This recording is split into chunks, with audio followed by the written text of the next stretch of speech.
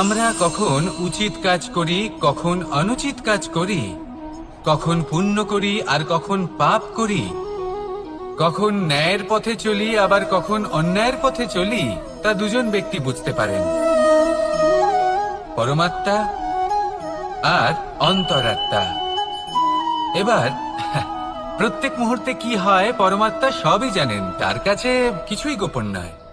কিন্তু প্রত্যেক মুহূর্তে আপনার কি করা উচিত সেটা উনি এসে আপনাকে বলতে পারবেন না।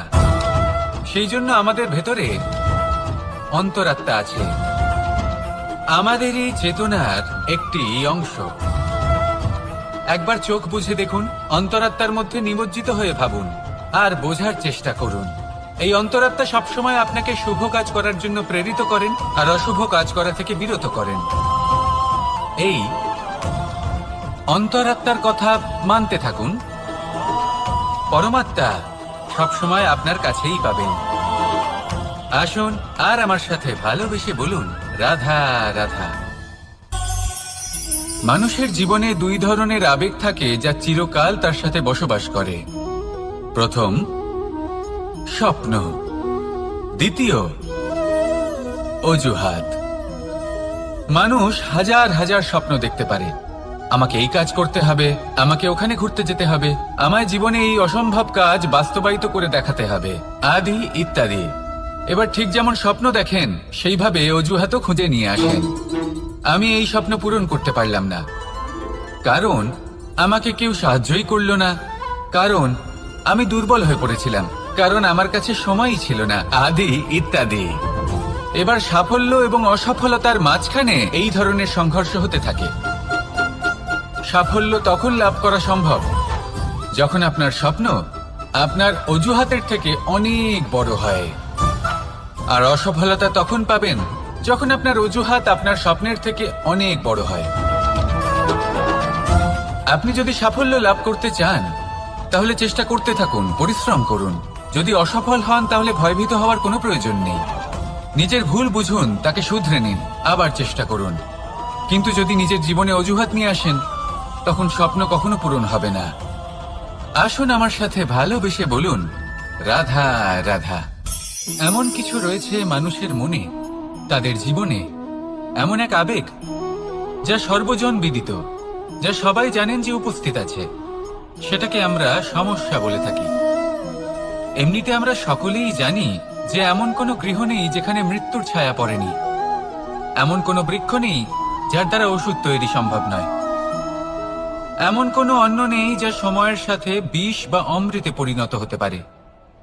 এবার এই সমস্যাগুলি কোনো ব্যক্তির জন্য সমস্যা হতে পারে, কিন্তু নিজে থেকে এরা কোনো সমস্যাই নয়। এরা আসে আমাদের সাহায্য করতে, আমাদের কিছু শেখাতে। আপনি নিজেই দেখুন, পর্বতের শিখর থেকে কোনো এক পাখি পড়ে গিয়ে নিজের প্রাণ ত্যাগ করলো। সেটা কখন সম্ভব? যখন সেই পাখি ওড়ার চেষ্টাই করে না। তখন যখন কোনো ব্যক্তি জলে পড়ে যান এবং ডুবে গিয়ে নিজের প্রাণ হারান, এর সম্ভাবনা কখন বেশি থাকে? যখন সেই ব্যক্তি সাঁতার কাটার চেষ্টাই করেন না। তখন এই সমস্যা প্রত্যেকের জীবনে থাকবেই, কিন্তু এটা মনে রাখা প্রয়োজনীয় যে কোনো সমস্যা পরিস্থিতির কারণে সমস্যা হয়ে ওঠে না। এই পরিস্থিতি যখন আমাদের সামনে আসে আমাদের তা কঠিন মনে হয়, আমরা নতমস্তক হয়ে পড়ি, ভয়ভীত হয়ে পড়ি, তার সম্মুখীন হতে পারি না। তখন তা সমস্যার রূপ নেয়। দৃঢ় হয়ে দাঁড়িয়ে থাকুন সাহসের সাথে, এই পরিস্থিতিগুলির সম্মুখীন হন, দেখবেন সমস্যা কখন সাফল্যে পরিণত হবে আপনি জানতেই পারবেন না। আসুন আমার সাথে ভালোবেসে বলুন, রাধা রাধা। সময় যা সবকিছুকে সমান করে দিতে পারে, যা সব থেকে বেশি শক্তিশালী, সব থেকে বড় সম্পত্তি, সব থেকে বড় শিক্ষক এবং সব থেকে বড় সুযোগ। এই সময় যখন ভালো যায় তখন তা আপনাকে আমিত্বে মত্ত করে তোলে, অহংকারে নিমজ্জিত করে দেয়। আর যখন খারাপ হয় তখন দুঃখের সাগরে নিজের প্রতি ঘৃণাবোধে নিমজ্জিত করে। তাই এই সময়ে যা এত শক্তিশালী এক সম্পত্তি, এত মহান একটি ধন, তাকে এমনি এমনি নষ্ট হতে দেবেন না। এই সময়ের সাথে কি করবেন, কিভাবে করবেন তা ভাবতে গিয়ে এবং করতে গিয়ে সময় নষ্ট করবেন না। যদি আপনি এই সময় নষ্ট করেন তাহলে সময়ও নিশ্চিত করবে যে আপনার সাথে কি করা উচিত। তাই সময়ের সদ্ব্যবহার করুন আর আমার সাথে ভালোবেসে বলুন, রাধা রাধা। আমরা সকলে শক্তি অনুভব করতে চাই। এবার যদি আপনাকে জিজ্ঞেস করা হয় যে সব থেকে বেশি শক্তির অনুভব কোথা থেকে করা সম্ভব, তখন কেউ কেউ বলবেন পুষ্টিকর আহার গ্রহণ করলে, ব্যায়াম করলে, কেউ বলবেন ধন লাভ করলে, বন্ধুদের থেকে, পরিবারের থেকে, আদি ইত্যাদি। এইভাবে আপনি শক্তির অনুভব অবশ্যই করতে পারেন, কিন্তু সব থেকে বেশি শক্তির অনুভব যদি আপনি করতে চান তাহলে তা পাবেন শুধু একতার দ্বারা, সংগঠনের দ্বারা। যদি আপনাকে উদাহরণ দিই, নিজের এই হাতটাকে দেখুন, 5টা আঙুল রয়েছে। কোনো একটা বস্তুকে নিজের একটা আঙুল দ্বারা তুলে ধরার চেষ্টা করে দেখুন, বড়ই কষ্ট হবে। তখন আপনি বুঝতে পারবেন যখন এই 5টি আঙুল একত্রিত হয় তখন কোনো কাজ কতটা সহজ হতে পারে। এটাই হলো শক্তি, একতার। সব থেকে ভালো উদাহরণ যদি আপনাকে দিই তাহলে বাঁশি। এই বাঁশি থেকে অত্যন্ত মধুর সুর নির্গত হয় যা সবার মন প্রসন্ন করে দেয়। এই কথা সত্যি, কিন্তু এই বাঁশি আমি একটা বা দুটো আঙুল দিয়ে বাজাতে পারবো না। আমাকে প্রত্যেকটা আঙুল ব্যবহার করতেই হবে, তবেই এর থেকে মধুর সুর নির্গত হবে যা সকলকে প্রসন্ন করবে, ঠিক কিনা? ঠিক এইভাবেই যদি আপনি চান যে আপনার জীবনরূপী বাঁশি থেকেও মধুর সুর নির্গত হোক বা সবার মনকে প্রসন্ন করে তুলুক, তাহলে আপনাকেও জীবনে একতা নিয়ে আসতেই হবে। আপনি একাও কর্ম করতে পারেন, পথ চলতেও পারেন, সামনেও এগোতে পারেন, সাফল্যও লাভ করতে পারেন। কিন্তু যখন সকলে একসাথে এগোবেন, সেই পথে চলবেন, সেই কর্মই করবেন, তখন লক্ষ্যে অবশ্যই পৌঁছবেন, সাফল্য অবশ্যই লাভ করবেন। কিন্তু সেই সাফল্য এবং তার আনন্দর সংমিশ্রণটাই একটু অন্যরকম হবে। তাই জীবনে ঐক্যবদ্ধ হন, একসাথে মিলে এগোতে থাকুন, আর আমার সাথে ভালোবেসে বলুন রাধা রাধা। আমার জীবনে পরিচয় হয়েছে অনেক ব্যক্তির সাথে, ভিন্ন ভিন্ন ধরনের মানুষ। এনাদের সাথে আলাপ হয়ে খুব ভালো লেগেছে, অনেক শিক্ষাও লাভ করেছি। আমি তাদের সাথেও আলাপ করেছি যারা অনেক উচ্চ স্তরে পৌঁছে গেছেন, আবার তাদের সাথেও যারা নিজেদের জীবনে বিশেষ কিছু করতে পারেননি। তাদের সাথেও পরিচয় হয়েছে যারা সফল, আবার তাদের সাথেও যারা অসফল। এবার এই সবই একই রকম মনে হয়। এদের মধ্যে পার্থক্য শুধুই মানসিকতার। যখনই কোনো অসফল ব্যক্তির সাথে পরিচয় হয়েছে, তখনই দেখেছি তাদের কাছে সবসময় একটা অজুহাত রয়েছে যে কেন তারা সফল হতে পারেননি। কখনো তারা দোষ দিয়ে থাকেন তাদের ভাগ্যকে, তাদের পরিস্থিতিকে, দোষারোপ করতে থাকেন তাদের মাতা পিতাকে, আত্মীয়দের, বন্ধু বান্ধবদের। কোনো না কোনো অজুহাত সবসময় এদের কাছে থাকে যে কেন তারা সফল হতে পারেননি। সেখানেই যখন সফল ব্যক্তির সাথে পরিচয় হয়, তাদের কাছে সবসময় একটা কারণ থাকে যে কিভাবে এই সমস্যাগুলির ঊর্ধ্বে উঠে সাফল্য লাভ করা যায়। আর সেই কারণ হলো যে যাই হয়ে যাক না কেন, সাফল্য লাভ করতেই হবে। যতই সংঘর্ষ করতে হোক না কেন, যতই সমস্যা আসুক না কেন, সফল আমাদের হতেই হবে। এটাই পার্থক্য মানসিকতার। সত্যি কথা বলতে, আপনার আজকের এই মানসিকতা হলো আপনার আগামী ভবিষ্যতের ইমারতের ভিত। এই মানসিকতা যতটা প্রবল হবে, যতটা শুভ হবে, আপনার ভবিষ্যৎ ততটাই বিশাল এবং সুন্দর হবে। তাহলে সমস্যার উপর নয়, সাফল্যের উপর মনোযোগ কেন্দ্রীভূত করুন, জীবনে এগোতে থাকুন, আর আমার সাথে ভালোবেসে বলুন রাধা রাধা। অ দিয়ে অন্ত, আ দিয়ে আরম্ভ। এই দুইয়েরই রাশি সমান। যদি আপনি মন দিয়ে দেখেন তবে দেখবেন এদের সম্পর্ক খুবই নিবিড়। কিভাবে? যখন কোনো কিছু শুরু হয় এটা নিশ্চিত হয়ে যায় যে তা সমাপ্তও হবে।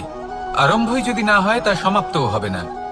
যা আরম্ভ হয়েছে তার সমাপ্তি হলো অবশ্যম্ভাবী। এটাই হলো প্রকৃতির নিয়ম, একে এড়ানো যায় না। এবার এই কথা আমরা সকলে জানি। এবার মানুষ কি ভাবে যে সমাপ্তির পরে কি হতে পারে, এর উত্তর তাদের কাছে নেই। তাদের উচিত অন্য কোনো বিষয় ভাবা যা বেশি গুরুত্বপূর্ণ।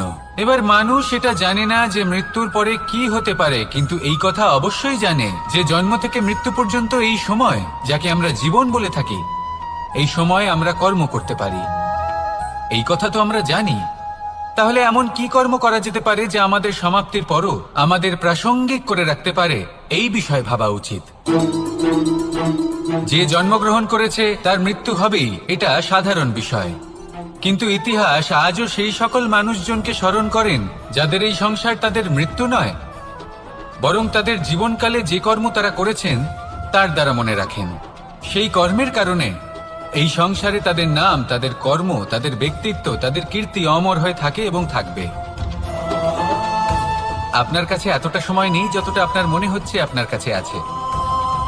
সেই জন্য যত শীঘ্র সম্ভব শ্রেষ্ঠ কর্ম করুন, যতটা পারবেন ততটা অধিক সুকর্ম করুন। এই সংসারে নিজেকে অমর করে তুলুন আপনার মৃত্যুর পরেও, আর আমার সাথে ভালোবেসে বলুন রাধা রাধা। দীপাবলি আমাদের সবথেকে বড় উৎসব। শ্রীরাম রাবণকে পরাস্ত করে 14 বছরের বনবাস কাটিয়ে আবার অযোধ্যায় ফিরে এলেন অমাবস্যার রাত্রে। অযোধ্যায় সবাই খুব প্রসন্ন ছিলেন, খুবই উৎসাহিত ছিলেন। অযোধ্যায় সহস্র প্রদীপ প্রজ্বলিত করা হয়েছিল এই উৎসবে।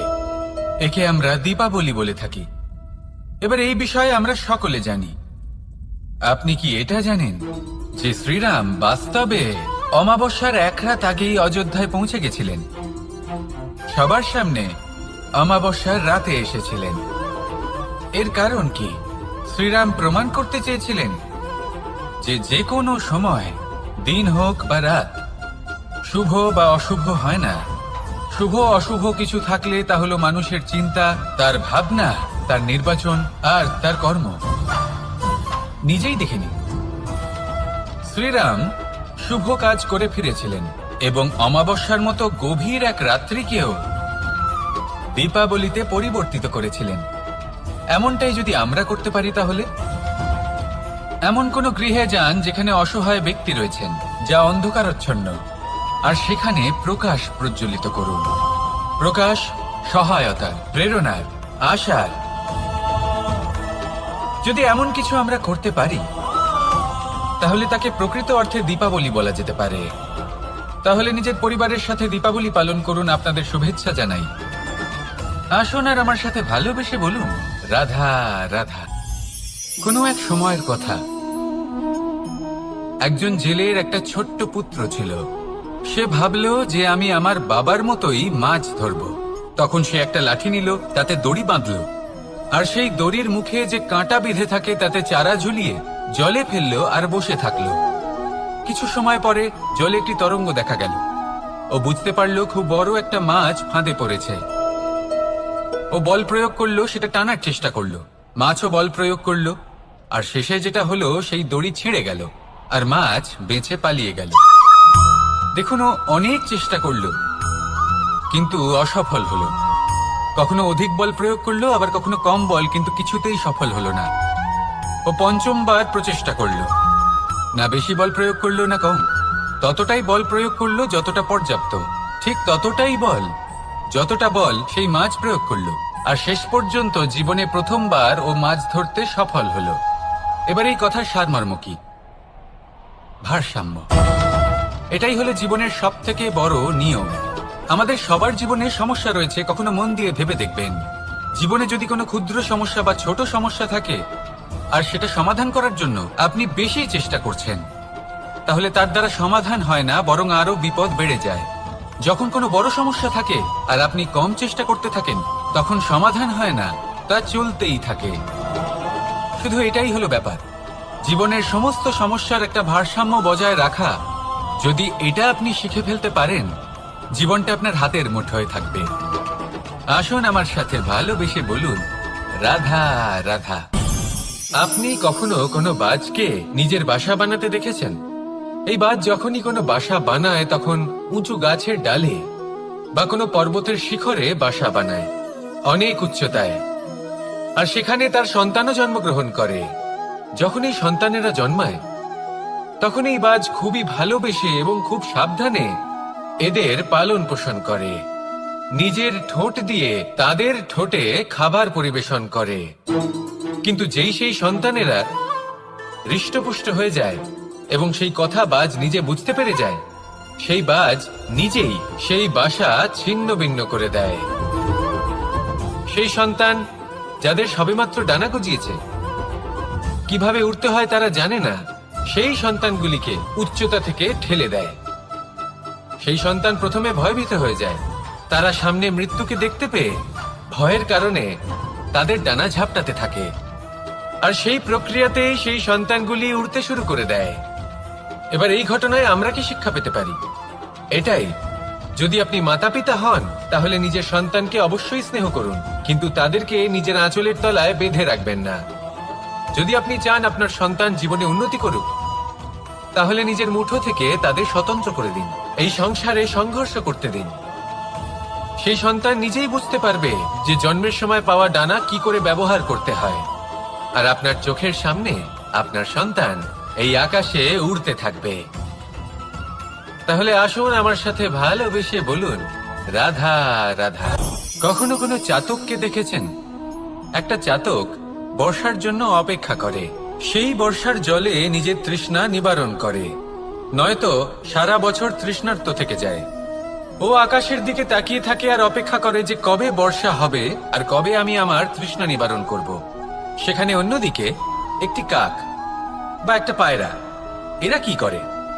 যেখানে জল পায় পান করে নেয়, যেখানে খাবার পায় খেয়ে নেয়, আত্মীয় স্বজন বন্ধু বান্ধব যাকেই পায় তার সাথে সময় কাটায়, খাবার খায় আর চলে যায়। এবার এদের মধ্যে মিল কোথায় আর পার্থক্য কোথায়? দুজনের কাছেই ডানা রয়েছে, দুজনেই উড়তে পারে। এই আকাশ হলো ওদের, খাবারের দানা ওদের। পার্থক্য হলো তাদের অভিলাষার, পার্থক্য হলো তাদের আকাঙ্ক্ষার, পার্থক্য জীবন যাপনের ধরনের। এবার যত বেশি আকাঙ্ক্ষা থাকবে, যত দামি জীবন যাপন করার ইচ্ছে থাকবে, তত বেশি কষ্ট আপনাকে সহ্য করতে হবে। আবার অন্যদিকে জীবন যত সরল হবে, জীবন যাপন যত সরল হবে, সমস্যা ততটাই কম হবে। তাই সবসময় চেষ্টা করবেন আপনার মানসিকতা এবং আপনার জীবন যেন সরল হয়। ভালোবাসতে থাকুন। যদি কেউ আপনাকে ভালোবাসে, তাকেও আপনি ভালোবাসা ফিরিয়ে দিন। তাদের সাথে কথা বলুন, কিছু তাদের কথা শুনুন, কিছু নিজের কথা বলুন। দেখবেন সকল তাপ উত্তাপ দূর হয়ে গেছে। এটাই তো হলো জীবনের সারমর্ম। তাই প্রেমে থাকুন, ভালোবাসুন, আর ভালোবেসে আমার সাথে বলুন, রাধা রাধা। একবার একজন সাধক ওনার শিষ্যদের একটা কাজ দিলেন, একটা দুর্লভ জড়িবুটি নিয়ে আসতে বললেন।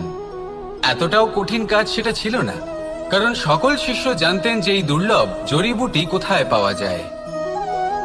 পর্বতের শিখরে। কঠিন কাজ কোনটা? সেখানে পৌঁছনোর সেই পথ, যা ছিল কাঁটায় জর্জরিত, পাথরে পরিপূর্ণ, যেখানে পিছলে পড়ার আশঙ্কা রয়েছে এবং গভীর ক্ষত পেতে পারে সবাই। এবার বেশ কয়েকজন শিষ্য গেলেন, তার মধ্যে কয়েকজনই সেই জড়িবুটি নিয়ে আসতে পারলেন। কারণটা কি ছিল? কিছু শিষ্যের মনোযোগ ছিল শুধুমাত্র লক্ষ্যের দিকে, অর্থাৎ পর্বতের সেই শিখরে।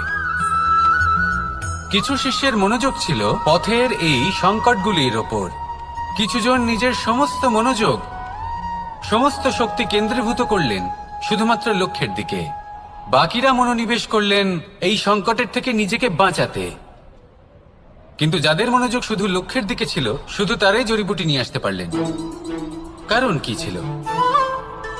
একটা সহজ ব্যাপার যা আমাদের বুঝতে হবে। আমরা যদি লক্ষ্যে পৌঁছতে চাই, তাহলে বিপদের সম্মুখীন তো আমাদের হতেই হবে, আর কোনো বিকল্প নেই। যন্ত্রণাও হবে, পায়ে কাঁটাও হয়তো ফুটতে পারে, হয়তো পড়েও যেতে পারেন, হয়তো রক্তপাতও হতে পারে।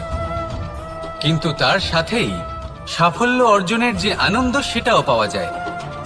সেই জন্য নিজের মনোযোগ সবসময় লক্ষ্যের দিকে রাখুন, পথের সেই বিপদগুলির দিকে নয়। সত্যি কথা বলতে, এই বিপদ এটা কিছুক্ষণের, আজ আছে কাল নাও থাকতে পারে।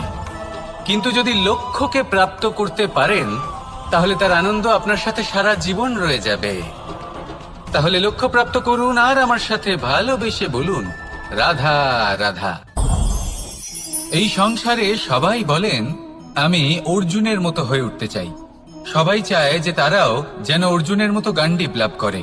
তারাও চায় যে তাদেরকেও মহাদেব এসে পশুপতি অস্ত্র দান করবেন। তারাও এটাই চায় মহাভারতের মতো মহাসংগ্রামে বিজয়ী হতে। কিন্তু সবাই ভুলে যান যে অর্জুন যা হতে পেরেছিলেন, সবকিছুই অর্জন করেছিলেন। যদি আপনিও অর্জুনের মতো গান্ডীব লাভ করতে চান, তবে আপনাকেও তার মতোই শ্রেষ্ঠ কাঠ নির্বাচন করতে হবে। সেই কর্ম আপনাকেই করতে হবে। তার প্রত্যঞ্চা যাতে তীব্র হয় তার জন্য আপনাকে সর্বশ্রেষ্ঠ দড়ি খুঁজে বের করতে হবে। আপনার বাণ যাতে ঘাতক হয় সেই জন্য আপনাকে নতুন নতুন ধাতু খুঁজে বের করতে হবে। সেই শিক্ষা আপনাকে লাভ করতে হবে, তবেই আপনার ইচ্ছে পূর্ণ হবে। অর্জুন হওয়া বড়ই সরল যদি আপনি কিভাবে অর্জন করতে হয় তা জানেন। শুধুমাত্র স্বপ্ন দেখেন যারা, তারা কখনোই অর্জন করতে পারবেন না। কিন্তু যদি কেউ অজ্ঞাতবাস ভোগ করতে পারে, যদি কেউ লাক্ষাগৃহ থেকে পালিয়ে বাঁচতে পারে, যদি কেউ কঠোর তপস্যা করতে পারে, প্রতীক্ষা করতে পারে এবং পরিশ্রমও করতে পারে, তাহলে সে অর্জুন অবশ্যই হয়ে উঠবে। যদি আপনি অর্জুন হয়ে উঠতে চান তাহলে কর্ম করতে শিখুন আর আমার সাথে ভালোবেসে বলুন রাধা রাধা। বিগত দিনের কিছু কথা মনে পড়ে গেল। এক অদ্ভুত ঘটনা যা অমূল্য শিক্ষা দিয়ে যেতে পারে। বিষয় হলো যক্ষের সাথে যুধিষ্ঠিরের কথোপকথন। একবার যক্ষ যুধিষ্ঠিরকে জিজ্ঞেস করলেন, ওনাকে বললেন যে আমার কিছু প্রশ্নের উত্তর যদি আপনি দিতে পারেন তাহলে আমি আপনার বাকি ভ্রাতাগণকে আবার জীবিত করে তুলব। সেগুলোর মধ্যে খুব গুরুত্বপূর্ণ আর কঠিন একটা প্রশ্ন ছিল, এই সংসারের সব থেকে শ্রেষ্ঠ আশ্চর্য কোনটি? এই প্রশ্ন আমি আপনাকে জিজ্ঞেস করছি। এবার কেউ বলবেন স্বর্ণ দ্বারা নির্মিত লঙ্কা, এটি হলো সংসারের সব থেকে বড় আশ্চর্য। কেউ বলবেন বরফে ঢাকা সেই পর্বত যা আকাশ স্পর্শ করে। কেউ বলবেন সেই সমুদ্র যার গভীরতা মাপা অসম্ভব ব্যাপার। কেউ বলবেন সেই বায়ু যা আমরা দেখতে পাই না কিন্তু তা আমাদের জীবন দান করে। সংসারের সব থেকে বড় আশ্চর্য কি, সেই প্রশ্নের উত্তর যুধিষ্ঠির দিয়েছিলেন, আর তা ছিল শ্রেষ্ঠ উত্তর এবং উচিত। উনি বলেছিলেন যে সংসারে প্রতিদিন কোনো ব্যক্তি জন্ম লাভ করেন আর কোনো ব্যক্তি মৃত্যুও লাভ করেন। এবার এই কথাটা সবাই জানেন, সবাই বোঝেন যে যখন জন্মেছি তখন কোনো একদিন আমিও অবশ্যই মৃত্যু লাভ করব। এবার যখন এই কথা প্রত্যেকটা মানুষ জানেন, তখন কেন প্রত্যেক মানুষ এই চিন্তায় থাকেন, এই নিয়ে কষ্ট পান, এই নিয়ে ব্যাকুল হয়ে থাকেন যে উনি একদিন মৃত্যু লাভ করবেন, তার থেকে দূরে পালাতে চেষ্টা করেন? বলেন যে আমি মৃত্যু লাভ করতে চাই না। কেন? যেখানে কোনো না কোনো দিন এটা অবশ্যই হবে। এ হলো ব্রহ্ম সত্য। এই যে ব্যাকুলতা, এই ভয়, এই যন্ত্রণা, এই চিন্তা তার মনকে বাঁচতেই দেয় না, এই জীবন অনুভবই করতে দেয় না। সেই জন্য এই চিন্তা, ব্যাকুলতা, ভয় এসবের কি লাভ? কোনো লাভ নেই। সেই জন্য যতক্ষণ জীবনযাপন করছেন প্রত্যেক মুহূর্ত যেন শ্রেষ্ঠ হয়, আনন্দময় হয়, প্রেমের দ্বারা পরিপূর্ণ হয়, সেই চেষ্টা করুন। চেষ্টা করুন যাতে আপনি যে কাজ করছেন তার দ্বারা যেন অন্যের মঙ্গল হয়। এই প্রচেষ্টাই আপনার জীবনকে প্রসন্নতা আর প্রেম দ্বারা ভরিয়ে তুলবে। এই মন সুপ্রসন্ন হয়ে বলবে রাধা রাধা।